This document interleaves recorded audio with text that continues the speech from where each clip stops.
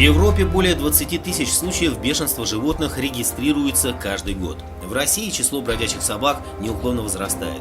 Каждые 10 минут в мире умирает от бешенства один человек. Нет лекарств, способных сохранить жизнь при заболевании бешенством. Умение уклониться от нападения собаки, противостоять ей, является непременным условием выживания в городе. Проходя мимо, не дразните собаку, не смотрите ей в глаза, не улыбайтесь и не показывайте своего страха перед ней. Как действовать, если собака готова на вас напасть? Остановитесь и твердым голосом отдайте команды типа «место», «стоять», «сидеть», «бодифут». В некоторых случаях срабатывает серия команд, приводящих животное в растерянность.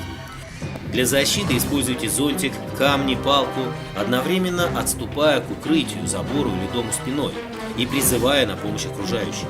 По возможности обмотайте плащом или пиджаком предплечье и руку, а затем, выставив ее вперед, спровоцируйте собаку на укус и сильно ударьте по верхней челюсти собаки.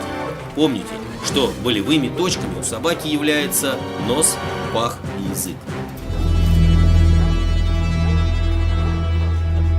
Если собака вас укусила, то промойте рану перекисью водорода или обильным количеством воды. Окружность раны смажьте йодом, наложите чистую повязку. Выясните у хозяев, сделана ли собаке прививка от бешенства. Обязательно обратитесь в ближайший травмпункт для получения квалифицированной медицинской помощи.